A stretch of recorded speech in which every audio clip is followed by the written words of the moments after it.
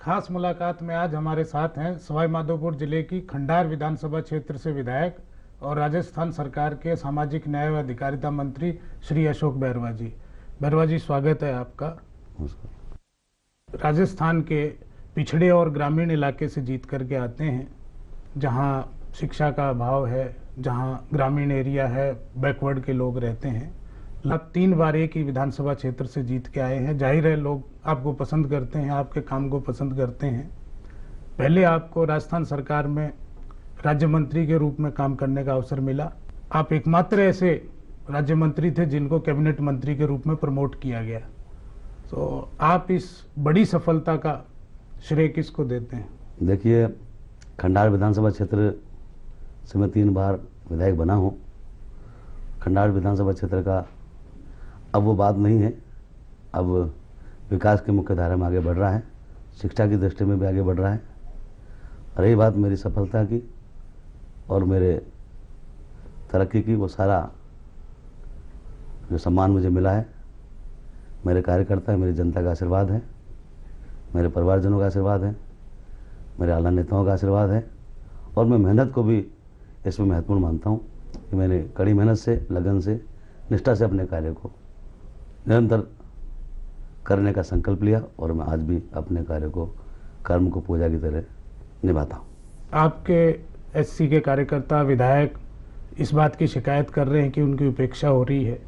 Master Banwarilal Meghwal को जिस प्रकार से कैबिनेट से हटा दिया गया, फिर पहले मुख्यमंत्री भी रहे हैं शेड्यूल कास्ट के, उप मुख्यमंत्री भी रहे हैं, उन सहित 5-5 मंत्री कैबिनेट में होते थे, बड़े महत्वपूर्ण विभागों के साथ होते थे।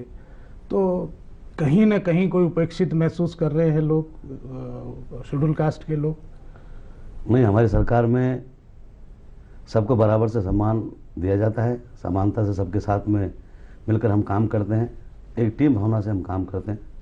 हमारे प्रदेश के लोकप्रिय मुख्यमंत्री आदरणीय अशोक जी गहलोत जी टीम भावना को महत्वपूर्ण मानते हैं और अनुसूचित जाति, जनजाति, पिछड़े वर्ग, माइनॉरिटी और सभी समाजों को एक साथ लेकर काम करना चाहते हैं। कांग्रेस एक विशाल पार्टी है जिसमें सभी जातियों, सभी धर्मों का समागम है।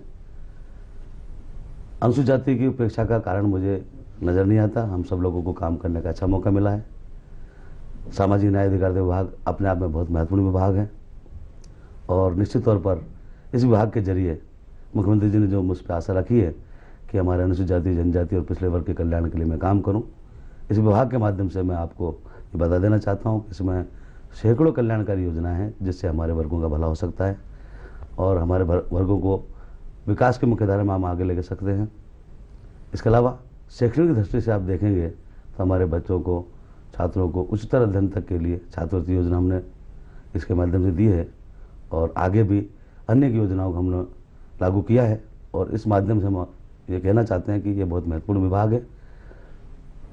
संख्या हालांकि हमारी 3 है, परंतु हम बहुत मुस्तैदी से काम करते हैं। मुख्यमंत्री जी का प्रिविलेज है और भी हमारे साथियों को मौका मिलना चाहिए ताकि हम लोग मिलकर हमारे राजस्थान सरकार में साथ दे सकें, काम कर सकें और हमारे वर्गों का भी कल्याण कर सकें। एससी, एसटी, ओबीसी, माइनॉरिटी, ये कांग्रेस का परंपरागत वोट बैंक रहा है, लेकिन अब पिछले चुनाव में देखने को मिला जिस प्रकार से बहुजन समाज पार्टी के 6 विधायक जीत करके आए, उसके अलावा 10 विधानसभा सीटों पर उनके दूसरे नंबर पर रहे प्रत्याशी और लगभग 20 सीटें हराने में कामयाब रहे।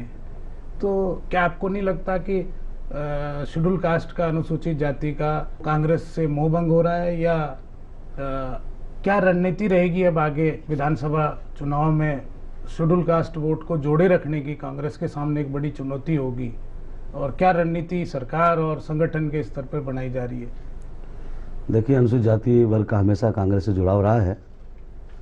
बीच में कई ऐसे अवसर आए कि उनको लगा कि अन्य पार्टी हमारा ज़्यादा ख्याल रख सकती है।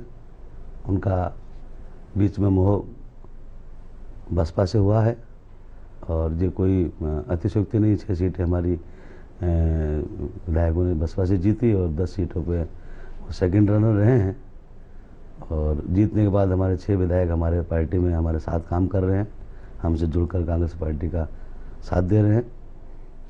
आगे आने वाले समय में माननीय मुख्यमंत्री जी की रणनीति कि हम लोग हमारे वर्गों के कल्याण के लिए बेहतर काम करें, उनको बराबर तवज्जो दें अनुसूचित जाति जनजाति में जो कोई छोटा मोटा मनमुटाव है या कोई दूरी है या कमी है, उनको हम लोगों को जिम्मेदारी दी कि हम लोग गांव-गांव क्षेत्र जाएं, विधानसभा क्षेत्रवार काम करें और हमारे वर्गों में एक विश्वास की भावना पैदा करें कि सर्वांगीण विकास और आपको साथ लेकर काम करने का काम केवल कांग्रेस पार्टी कर सकती है।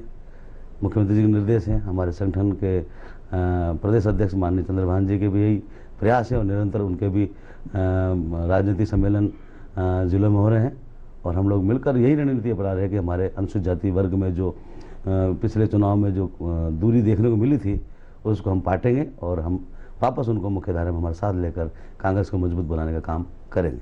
आजकल राजनीति में भ्रष्टाचार देश और प्रदेश स्तर पे बहुत छाया हुआ है। आप क्या महसूस करते हैं कि राजनीतिकों के लिए क्या कोई आचार संहिता अपने आप में बनानी चाहिए जिससे कि उनके छवि में सुधार हो सके? नहीं, देखिए, ये तो अपने आप को सेल्फ असेसमेंट करने का सवाल होना चाहिए हर राजनीतिक व्यक्ति को जो राजनीतिक करता है और राजनीति को लेकर सेवा भावना से इसमें आता है। पर जहाँ कहीं भ्रष्टाचार की बात आती है तो निश्चित तौर पर ऐसे व्यक्तियों को समाज भी और पार्टी भी और जनता भी दरकिनार करती है। ये अपने आप में स्व आकलन का विषय है। हमें अच्छे काम करना चाहिए, ईमानदार से काम करना चाहिए और राजनीति को सेवा भावना के साथ में पूरा निभाना चाहिए। जिन जिन लोगों ने राजनीति को भ्रष्टाचार के रूप में देखा है उनका असर ठीक नहीं हुआ, उनको कानून ने जेल की हवाएं दी हैं। और जहाँ तक पार्टी का सवाल है, हमारी पार्टी ने ऐसे नियम बनाए हैं कि हर राजनीति में हमारा मंत्री, हमारा विधायक और अधिकारी सभी अपनी प्रॉपर्टी का घोषणा करेंगे और वो सारा जो है पब्लिक पोर्टल पर रहेगा, कोई भी देख सकता है, अपने सूचना का अधिकार से उसकी प्रति मांग सकता है। कौन किस तरह से राजनीति कर रहा है, उसकी क्या प्रॉपर्टी होनी चाहिए, वो सारा जो है उनको पेश करना होता है। इसके अलावा ट्रांसपेरेंसी एक्ट भी हमने लागू किया है। हमारे मुख्यमंत्री चाहते हैं कि हम सब लोग मिलकर निष्ठा के साथ में काम करें और ईमानदार से काम करें। जनता ने जो विश्वास हमें दिया है उसको हम पूरा निभाएं। अशोक बैरवा जी से बातचीत का सिलसिला जारी रहेगा। हम जल्द हाजिर होते हैं एक छोटे से ब्रेक के बाद।